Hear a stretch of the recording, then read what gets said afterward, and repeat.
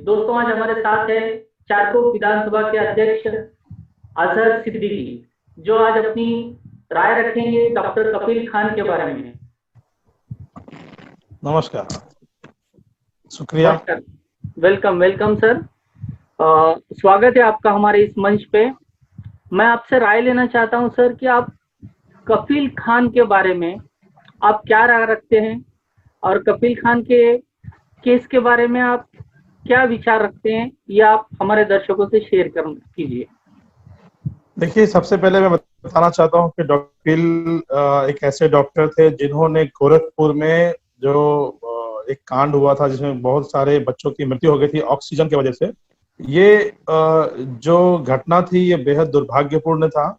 बावजूद ऑक्सीजन के कमी होने के बावजूद डॉक्टर कपिल ने अपने स्तर से ऑक्सीजन का अरेंज किया और बच्चों का इलाज किया ताकि बच्चे जीवित रह सकें। और मुझे ऐसा लगता है कि उन्होंने सिर्फ बच्चों की नहीं बल्कि एक इंसानियत को बचाने का काम किया था। बावजूद योगी सरकार ने अपनी नाकामियों को छुपाने के लिए उन पे बहुत सारे धाराएं लगा दी थी, लेकिन एक जांच कमेटी बनी। उस जांच कमेटी में बिल्कुल उनको जो है क्लीन चिट दे दिया गया। तो मुझे ऐसा लगता है कि डॉक्टर कपिल ने जो काम किया था उस वक्त या आज कर रहे थे, तो एक दूसरे मुद्दे में इनको फंसाने का काम किया जा रहा है। और जिस तरह का ये जो एनएसए लगाने का काम किया गया है वो बेहद दुर्भाग्यपूर्ण है। क्या कफील खान ने जो भाषण दिया था अलीगढ़ मुस्लिम यूनिवर्सिटी के अंदर, क्या उस भाषण में ऐसा कुछ आपको नजर आता है कि वो भाषण की वजह से उन पे एनएसए लगा दिया जाए? देखिए, देश में जब से भाजपा की सरकार आई है तब से आज तक विकास के जगह पर विनाश होता चला आया। ये आप भी देख रहे हैं, आप पत्रकार हैं, हमसे ज्यादा जानते हैं। युवा बेरोजगार है, देश की अर्थव्यवस्था चरमरा सी गई है, जीडीपी अपने निचले स्तर पे है।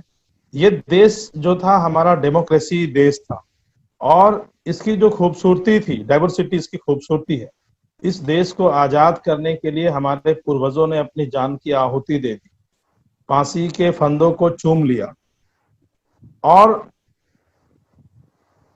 प्राणों की आहुति। और ये देश हमारा है। और ये जब से भाजपा की सरकार आई है ये धर्म के आधार पर लोगों को बांटना चाह रही है, जात के भेष भाषा के आधार पे देश को बांट रही है और एक अलग सा सीए और आरसी कानून लगाकर सिर्फ और सिर्फ एक विशेष धर्म को टारगेट किया जा रहा है।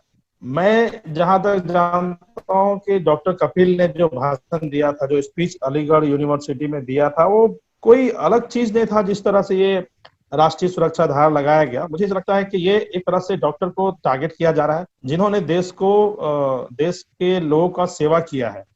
आज लॉकडाउन में सारे कैदी बाहर हो जा रहे हैं, सारे कैदी को सरकार जो है बाहर कर दिया, लेकिन एक डॉक्टर जिसका पेशा होता है किसी इंसान को बचाना, उसके ऊपर एक ऐसा कानून लगा के उसको अंदर करने का काम किया गया है जो कि बेहद दुर्भाग्यपूर्ण है।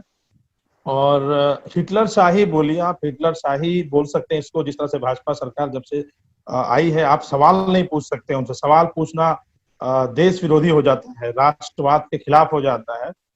और युवा आज बेरोजगार है, इस पे चर्चा नहीं होगी। अर्थव्यवस्था चरमरा सा गया है, चाइना हम पे अटैक कर रहा है, नेपाल हम पे आंख दिखा रहा है। ये सब कहीं ना कहीं असल मुद्दों से भटकाने के लिए भाजपा जो है रुख मोड़ना चाहती है। अभी आपने सुना होगा रेलवे को प्राइवेटाइजेशन करने का काम किया जा रहा है। तो ये एक बेहद दुर्भाग्यपूर्ण चीज है। हिटलर शाही हो रहा है, सवाल नहीं पूछ सकते हैं। आप पत्रकार हैं, लेकिन मैंने ऐसे बहुत सारे पत्रकार को देखा है जो सरकार से सवाल ना पूछते हुए विपक्ष से सवाल पूछ रही है। ये बेहद दुर्भाग्यपूर्ण है। नहीं, हम भी मैं लायक मुबारकबाद देता हूँ आपको।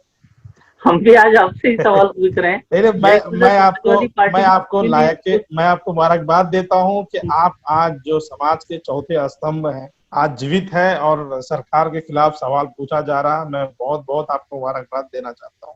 मैं एक बात आपसे, मैं एक्चुअली सिर्फ डॉक्टर कफील के मुद्दे पे मैं डिस्कस करना चाह रहा था कि डॉक्टर कफील के साथ जो हो रहा है उसके चलते आपको लगता है कि एक बात करना या एक भाषण दे देना इतना खतरनाक हो सकता है कि एक डॉक्टर को आतंकवादियों की तरह ट्रीट किया जा सकता है? ऐसे बहुत सारे उदाहरण हैं जिन्होंने, मैं भी एक पार्ट था, हिस्सा था सीए एनआरसी का। मुझे भी अपने कांदिवली क्षेत्र से डिटेन किया गया, टॉर्चर किया गया। यहाँ तक कि एफआईआर तक दर्ज करने की स्थिति आ गई थी। तो हम्म, ये जो सीए एनआरसी था, जो कि बेहद ये लोकतंत्र का हिस्सा नहीं था, ये अलग से एक हम पे धर्म के आधार पे लाया गया एक अमेंडमेंट बिल था, हम्म, जिसे मोदी अपने हिटलर शाही से पास करना चाह रहे थे, और लोकसभा में पास भी हो गया, राज्यसभा में पास भी हो गया। तो मुझे ऐसा लगता है कि डॉक्टर कपिल जो एक अच्छे इंसान है, जिन्होंने हमेशा देश की सेवा उनके दिल में रहा है, हमेशा से पेशेंट को अपने आपको याद होगा पिछले 2-3 साल पहले बाढ़ आया था, उस बाढ़ में हमने हम्म, बहुत सारे उनके ऐसे फोटोज और वीडियो देखा जो जमीन पर उतर के काम उन्होंने किया, जो कि उनको, मुझे लगता है कि अगर वो अच्छी सरकार होती, अच्छी गवर्नमेंट होती, तो उनको एक सम्मान देना चाहिए था। और आज दुर्भाग्य की बात है कि आज वो जेल के अंदर है। आज क्या हालात है आप देख रहे हैं, देश में कोरोना अपना पैर पसारते हुए जा रहा है, डॉक्टरों की कमी महसूस हो रही है, और ऐसे जाबाज होनहार डॉक्टर अगर हमारे बीच में नहीं है, तो ये देश के लिए, देश के हित के लिए अच्छी नहीं, ऐसा मुझे लगता है। जी। अच्छा, डॉक्टर कपिल के बारे में मैं और एक बात जानना चाहूंगा कि डॉक्टर कपिल पे जो कार्रवाई सरकार ने जो करनी थी वो कर दी, लेकिन समाजवादी पार्टी का भी तो कोई दायित्व बनता है कि वो एक स्ट्रांग अपोजिशन बन के इस चीज के अगेंस्ट मजबूती से आवाज उठाए कि इस तरह से किसी को भी, चाहे कोई भी पर्सन हो जो अहिंसक रूप से संवैधानिक तरीके से अगर अपनी बात रखता है, तो उसके अगेंस्ट इस तरह की कोई स्ट्रिक्ट कार्रवाई ना हो। क्या समाजवादी पार्टी ने अपना रोल सही तरीके से अदा किया इसमें, एक मजबूत समाजवादी पक्ष के रूप पार्टी, में? जी जी जी जी, समाजवादी पार्टी के राष्ट्रीय अध्यक्ष माननीय अखिलेश यादव जी ने इस पे हमेशा मुद्दा उठाया है असेंबली में। अभी उत्तर प्रदेश में भी लॉकडाउन के हिसाब से अभी असेंबली नहीं चालू है। मैं आपको आपके जानकारी के लिए बता दूं कि उत्तर प्रदेश में भी हमारे एक वकीलों की टीम है जो लगातार इस पे काम कर रही है। और ऐसे बहुत सारे केसेस, सिर्फ डॉक्टर कपिल नहीं है, ऐसे बहुत सारे डॉक्टर्स हैं, बहुत सारे वकील हैं, बहुत सारे ऐसे लोग हैं जो देश हित में काम कर रहे थे, लेकिन जब से भाजपा की सरकार आई है, कहीं ना कहीं उनको प्रताड़ित करने का काम कर रही है, जिसमें डॉक्टर कपिल भी एक व्यक्ति है।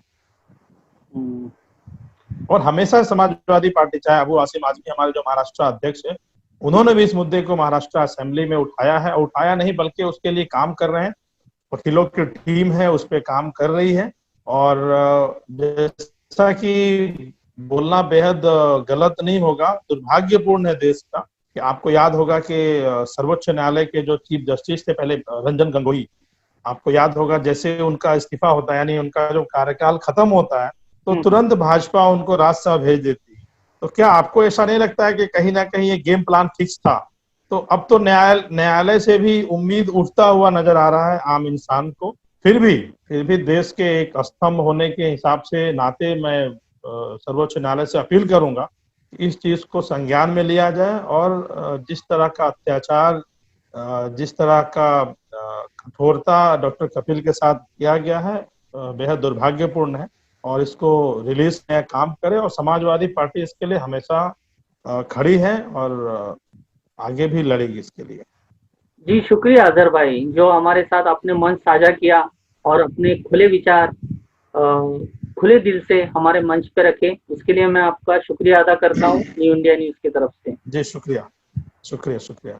जय हिंद, जय महाराष्ट्र, जय समाजवादी।